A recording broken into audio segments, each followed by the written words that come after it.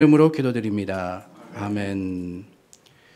지난주에 말씀 나누며 저희 신앙생활 가운데 주의해야 하는, 경계해야 하는 위험 세 가지를 나누었습니다.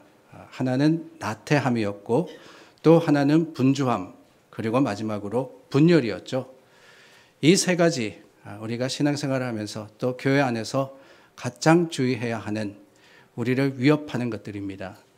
그런데 가만히 생각해 보면은 그 중에 분열이라는 것은 나태하고 분주하다 보면은 벌어지는 결과다라고 할 수 있을 것 같아요. 중심이 아닌 곁다리를 가지고 우리가 싸우다 보면은, 다투다 보면은 교회가 분열되게 되어 있습니다.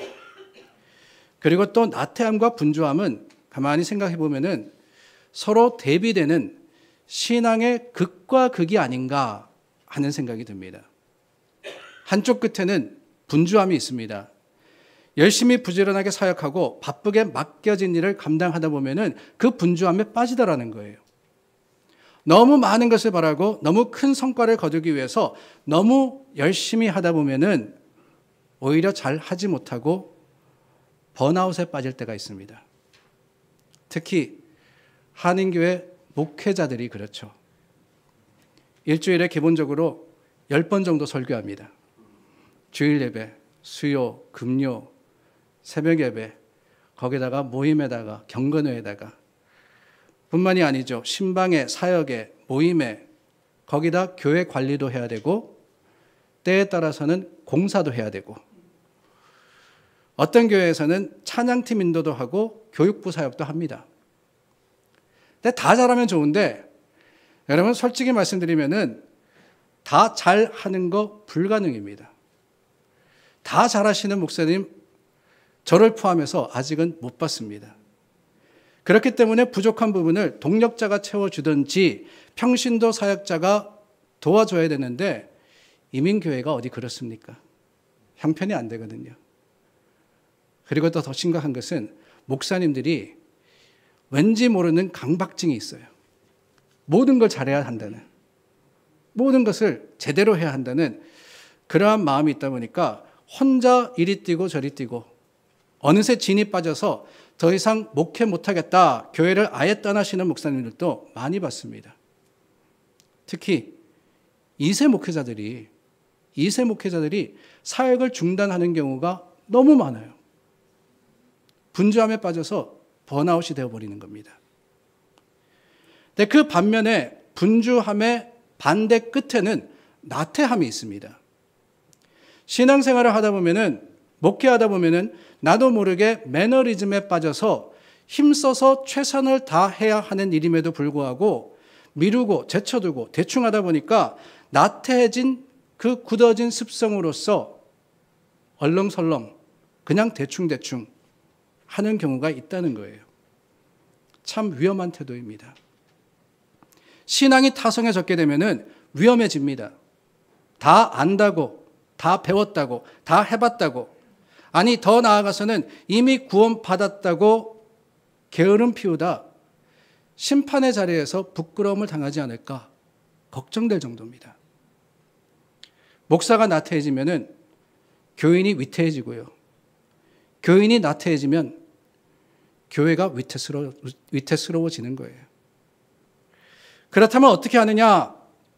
나태함과 분주함을 경계하는 우리는 지속적이고도 모범적인 신앙의 적정한 레벨을 유지해야 합니다. 너무 뜨겁지도 너무 차갑지도 않은 신앙의 바른 모습과 그 열정을 꾸준하게 지킬 때, 이게 중요해요. 꾸준하게 지킬 때 믿음이 자라고 교회가 든든해집니다. 그래서 흔히 이야기하기를 신앙을 뭐라고 불러요? 신앙은 마라톤이다, 이렇게 부릅니다. 마라톤이다. 100m 바짝 뛰고 마는 게 아니에요. 그렇다고 걷는 등 마는 등 제자리에 머무는 것도 아닙니다. 바울이 신앙의 경주를 경주한다 그랬을 때는 마라톤과 같이 페이스를 잘 조절해서 주어진 그 결승선을 넘어가야 된다는 거예요. 끝까지 가야 된다는 겁니다. 뜨겁기만 한 교회가 있지 않습니까? 찬양도 뜨겁고 말씀도 뜨겁고 그냥 그 교회는 가기만 해도 후끈후끈합니다. 그런데 문제는 그렇게 금방 뜨거워지면 또 금방 식더라고요. 뜨거운 교회 꾸준하게 10년, 20년 잘 섬기는 분 잘 못 봤습니다. 1년, 2년 바짝 다니다가 스스로 지치든지 아니면 열정이 지나친 분들끼리 부딪혀 깨지든지. 그뿐만이 아닙니다. 이단 성향의 교회가 뜨거울 때가 많아요. 뭔가 뜨거워야, 뭔가 달라야지만 모이거든요. 이 이웃에 살짝 이상한 교회 얼마나 많은지 모릅니다. 여러분 잘 아셔야 돼요. 여기 몇 블락 떨어진 곳에도 큰 교회가 있는데 그 교회도 그렇게 많이 모이더니 한순간에 다 흩어졌어요. 이단적인 교훈이 들을 때는 통쾌하고 또한 짜릿하기도 하고 그러다 보니까 순식간에 수많은 사람들이 모여서 금방 열정적으로 신앙생활을 하는데 문제는 뭐냐? 바르지 못하니까 실패하는 거예요. 꾸준하지 않으니까 금방 식어서 넘어져 버립니다. 신약의 교회의 가장 큰 문제가 바로 이거였지 않습니까? 거짓 교사들이 듣기 좋은 이야기를 하는 거예요. 그러나 그 듣기 좋은 이야기가 바른 이야기는 아니었습니다. 그렇기 때문에 사도들이 지속적으로 거짓 선지자들을 주의하라라고 경계를 했던 것이지요. 반면에 너무 차가워도 문제입니다. 여러분 차가운 교회가 어디 있나 그러시죠? 차가운 교회 있습니다. 장로교회. 우리 교회도 장로교회인데 장로교회가 차갑기로 유명해요. 저희는 지식은 뛰어난데 하나님 말씀은 너무너무 잘 알아. 그런데 열정이 없어서 문제입니다. 아멘 소리 한번 들으려면은 아멘. 여러분 따라 하세요. 아멘. 제발 아멘 좀 해주세요. 그래도 하실까 마실까. 뿐만 아닙니다. 찬양할 때 손 한번 들려면은요. 어지간한 감동 아니면 쑥스러워해요. 어느 분이 그러시더군요. 여기서 이까지 손 올리는데 20년 걸렸다고. 그것도 문제죠. 사실 차가운 교회가 목회하기가 더 힘든 교회입니다. 이게 뭐가 장단이 맞고 반응이 있어야 되는데 점잖기만 하고 내성적인 교회, 참 어려운 교회예요. 그렇다면 어떻게 해야 되냐? 다름이 아닙니다. 그 중간 어디쯤 수고도 있지만 또 냉철한 판단과 지성으로서 꾸준하게 신앙생활하는 모습이 교회에 있어야 하는 거예요. 너무 많이 하려다가 지치지도 않고 그렇다고 너무 안 하려다가 사양하지도 않는 그런 신앙, 그 신앙을 가지고 그런 교회가 되어야 하는데 그렇다면 어떻게 할 거냐? 어떻게 하면 되냐? 다름이 아니라 무엇보다도 우선순위가 바로 서야 합니다. 우선순위가 뭐냐? 다름이 아니라 무엇이 더 중요하고 덜 중요한지를 아는 것이지요. 무엇을 지켜야 하고 무엇을 버릴 수 있어야 하는지를 잘 판단하여서 행하는 것. 지켜야 하는 것 중에서도 무엇을 먼저 해야 하고 무엇을 나중 해도 되는지 파악하고 결정하는 것이 우선순위를 세우는 겁니다. 예전에 한국의 유명한 영화 중에 곡성이라는 영화가 있습니다. 이제는 보셨는지 물어보지도 않을게요. 분명히 안 보셨을 테니까. 근데 있어요, 그냥 있어요. 있는데 그 영화의 대표적인 대사 가운데 이런 대사가 있었습니다. 무엇이 중요한디? 무엇이 중요한디? 무엇이 중요하냐고. 바로 그겁니다, 여러분. 앞으로 제가 자주 말할 거예요. 무엇이 중요한디? 무엇이 중요한지를 알아야 잘 할 수 있는 거예요. 신앙생활에서도 그렇습니다. 내 신앙에 교회에 맡겨진 사역과 사명에 가장 중요한 것이 무엇인지를 알고 그것을 우선하여서 지키고 우선하여서 행할 때, 반면에 중요하지 않은 것은 포기하고 내려놓을 수 있을 때 거기에 힘과 능력이 있는 거예요. 근데 문제는 흔히 이걸 반대로 한다는 거죠. 이걸 반대로 합니다. 별거 아닌 거에 목숨을 걸어요. 그리고 정말 목숨 걸고 지켜야 하는 것은 소홀히 합니다. 설마 그럴까 싶으시죠? 정말 그렇습니다. 그런 일들이 비일비재합니다. 교회가 왜 분열되느냐, 교회에서 왜 싸움이 나느냐 아십니까? 여러분, 교리 가지고 다투지 않아요. 성경 말씀의 해석 가지고, 그거 가지고는 절대로 안 싸웁니다. 뭐 가지고 싸우느냐? 밥 먹는 것 때문에 싸우고, 어느 위치에 뭐가 있어야 되는데 없어져서 싸우고, 그냥 그렇게 싸우는 거예요. 별거 아닌 거 가지고.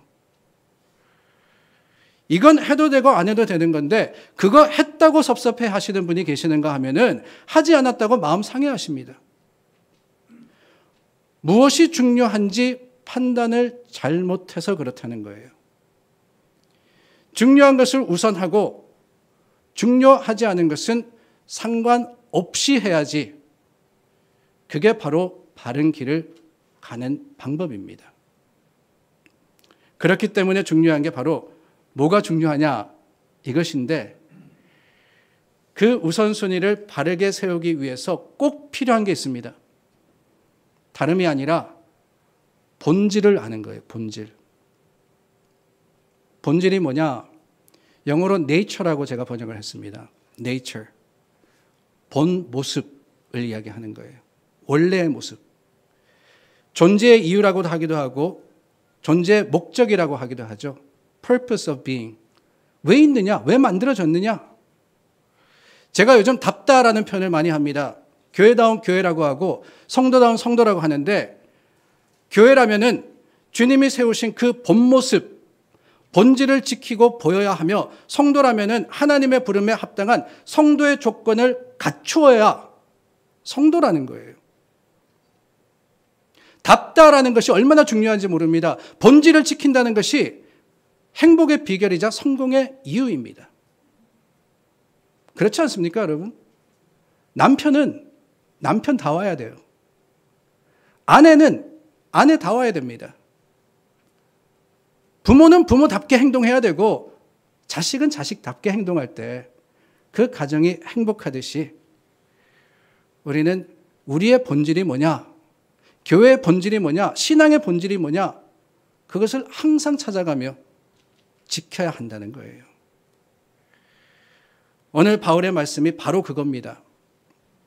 목회를 시작한 지 얼마 되지 않은 디모데, 그 디모데에게 쓴 편지가 디모데 후서인데, 이때 디모데가 에베소 교회를 섬겼습니다. 근데 교회의 여러 가지 어려움들과 또한 문제로 인해서 지치고 힘든 상태였어요. 성경을 통해서, 그리고 자신이 아는 목회에 대한 그 모습과 너무나도 차이나는 교회의 현실로 인해서 몸과 마음이 지칠 대로 지쳐 있었습니다. 그런 디모데에게 바울이 교훈과 격려의 편지를 썼는데, 뭐라 그러느냐? 1절 말씀해 보니까, 내 아들아, 그러므로 너는 그리스도 예수 안에 있는 은혜 가운데서 강하고 그랬습니다. 여러 문제로 실족하게 될 때 디모데가 오히려 그리스도 예수의 은혜 가운데 강해져야 된다라고 주문을 하고 있는 거예요. 물론 맞는 말씀입니다.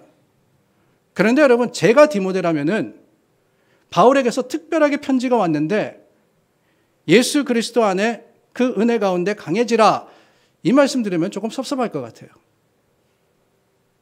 다름이 아니라, 수십 년 동안 사역을 하고 산전수전, 공중전까지 다 겪은 바울인데, 그렇게 목회의 잔뼈가 굵은 바울이라면은 마치 노련한 상사가 이제 막 입사한 신입사원에게 이럴 때는 이렇게 하고 저럴 때는 저렇게 하고, 그런 노하우나 또한 어쩌면 목회론이나 처세술 같은 것을 가르쳐 줬으면 훨씬 좋았을 텐데, 그저 하는 이야기가 뭐냐? 은혜 가운데 강해지라. 그거 누가 몰라? 은혜 가운데 강해지라.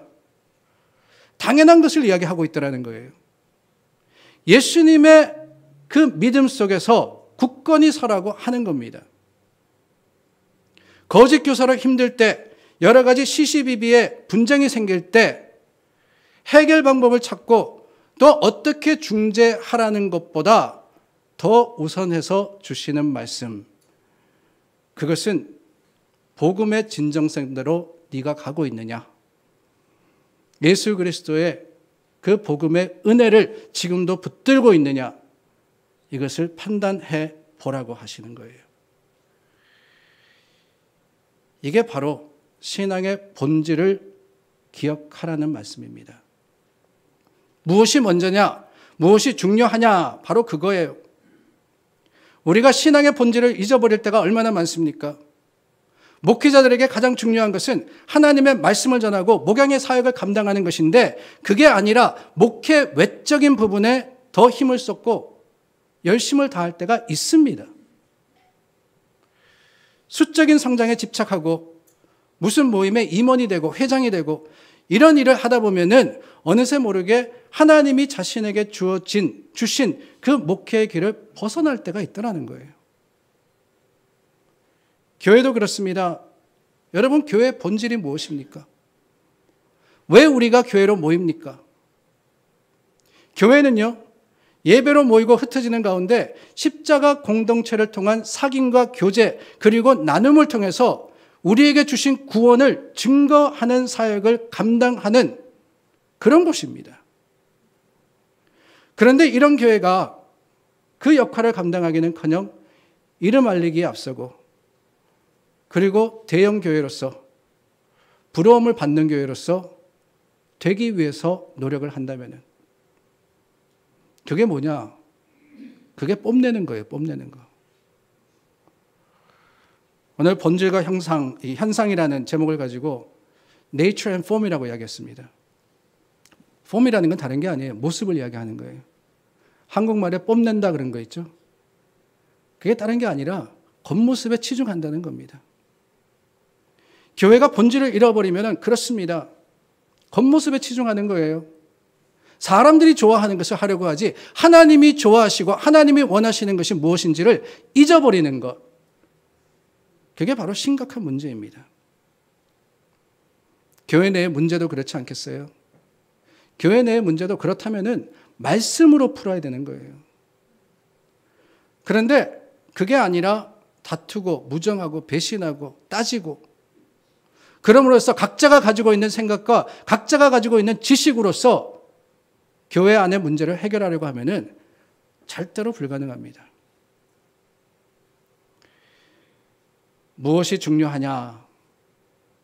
무엇이 중요하냐? 항상 생각해야 돼요. 제가 즐겨 인용하는 예화입니다. 1960년대 냉전 시대죠. 미국과 소련 간의 경쟁이 치열했습니다. 근데 그 치열한 경쟁 중에 하나가 바로 우주 경쟁이었어요. 누가 먼저 사람을 우주로 보내느냐, 누가 먼저 달에 닿느냐, 이것을 가지고 열심히 경쟁을 했습니다. 근데 우주 비행사들이 훈련을 하다 보니까 한 가지 문제를 발견하게 되었어요. 다름이 아니라 무중력 상태에서 볼펜을 사용할 수가 없다는 거예요. 아니, 우주에 가서도 글을 써야 되는데, 이 메모를 해야 되는데 볼펜이 되지가 않는 겁니다. 이 볼펜이라는 게 원래 그렇거든요. 잉크가 중력에 의해서 아래로 내려와서 펜 끝에 구슬을 적셔서 그리고 그 구슬에 적신 잉크로서 글을 쓰는 건데 무중력 상태에서는 흘러내리질 않잖아요. 중력이 없으니까. 그래서 글씨를 쓸 수가 없는 겁니다.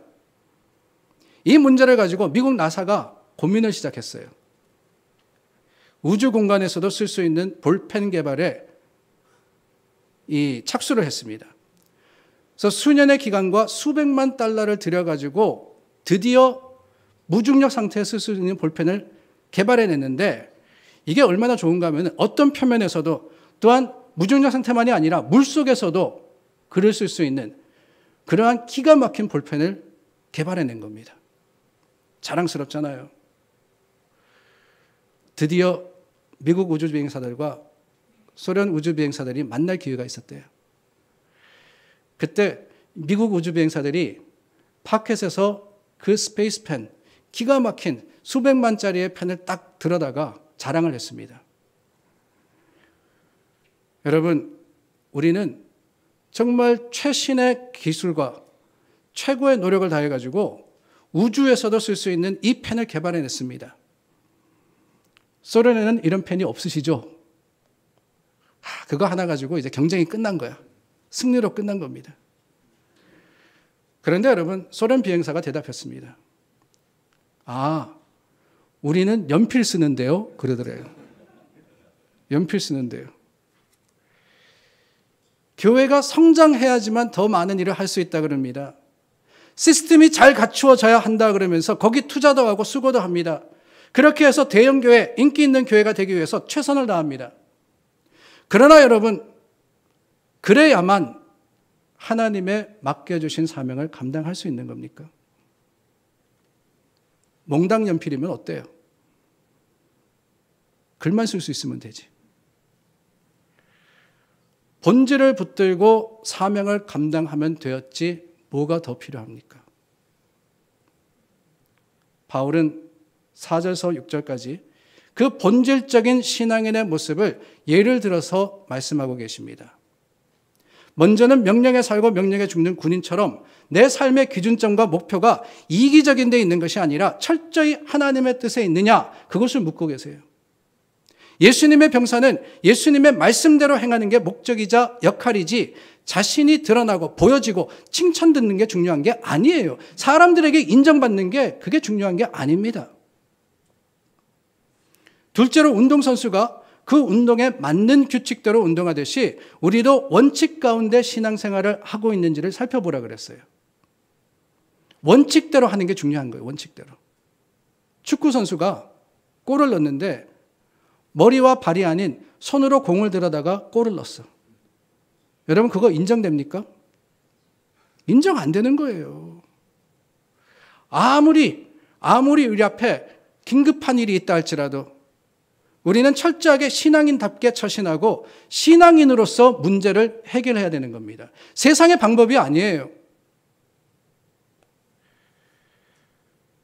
그리고 마지막으로 농부처럼 피땀 흘리면서 일하고 애쓰는 것이 그리스도인의 모습이다라고 하고 있습니다.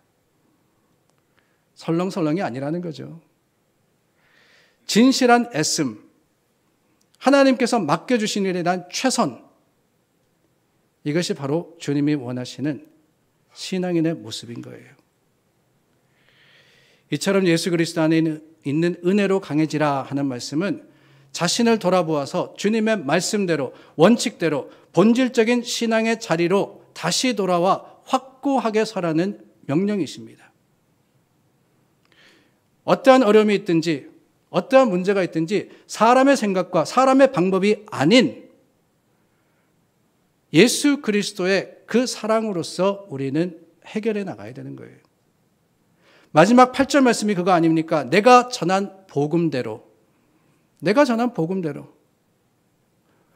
바울도 할 이야기가 많았을 거예요. 이렇게 해라, 저렇게 해라. 이럴 때는 이렇게 하면 되고 저럴 때는 저렇게 하면 된다. 그러나 바울은 분명히 말씀하십니다. 은혜 가운데 거하라. 그게 복음이기 때문에. 복음대로 다윗의 씨로 죽은 자 가운데서 다시 살아나신 예수 그리스도를 기억하라. 예수 그리스도를 기억하라. 예수로 시작해서 예수로 끝나는 것이 성도의 삶이며 교회의 본질입니다. 그 본질을 붙들면 그 외의 것들은 하나님이 다 책임지십니다. 무엇이 가장 중요한지를 깨닫고 그 진리 가운데 거하면 하나님이 어떤 어려움이든 어떤 사역이든 분명히 인도해 주시고 해결해 주시고 완성시켜 주시는 거예요. 그게 어디 교회일 뿐이겠습니까? 성도의 삶에도 신앙의 본질이 변질되지 말아야 됩니다. 정말 정신없이 변하는 세상에서는 더욱 그래요. 때로는 하나님을 믿는다는 것이 뭔가 확확 변하는 것이 아니에요. 이루어지기까지 오래 걸릴 때도 있고 쉽게 드러나지 않을 때도 있습니다. 그렇기 때문에 진득하게 인내하고 참고 기다리는 것이 주님의 길입니다. 다를 때도 있어요. 내 생각과 주님의 길이 다를 때도 있고 내 생각과 너 생각이 다를 때도 있습니다. 그러나 그 가운데서도 여전히 본질을 붙들며 그 본질적인 신앙으로서 우리가 나아갈 때 세상의 방법이 더 쉬워 보이고 더 좋아 보인다 할지라도 끝까지 기본을 지키는 하나님의 사람들이 될 때, 그때 비로소 우리는 올바른 신앙인으로서 주님 앞에 감히 설 수 있는 겁니다. 바울은 다시 한번 말씀드리지만 디모데에게 무엇보다도 그리스도 예수의 은혜 안에서 바로 서야 된다라고 말씀하십니다. 주님만을 봐야 되는 거예요. 주님만을. 여러분, 사람을 보기 시작하면은 중심에서부터 멀어지게 되어 있어요. 그 아무개 때문에 교회 온다 하지 마십시오. 그 아무개가 언젠가 그 아무개 때문에 교회 못 가겠다 하는 아무개가 될 수 있습니다. 오직 믿음 때문에 이 교회가 내 교회라고 하세요. 오직 믿음 때문에. 그 믿음으로 인해서 우리가 주님 믿는 거지, 어느 다른 것을 통하여서 그 어느 것도 우리를 주님께로 인도하지 못합니다. 형식과 모습은요, 신앙의 이유가 되지 못합니다. 어떤 상황에든 오롯이 믿음으로써 우리에게 주신 신앙인의 본질을 지키시는 믿음의 사람들, 하나님의 백성들이 다 되시기를 예수님의 이름으로 축복합니다.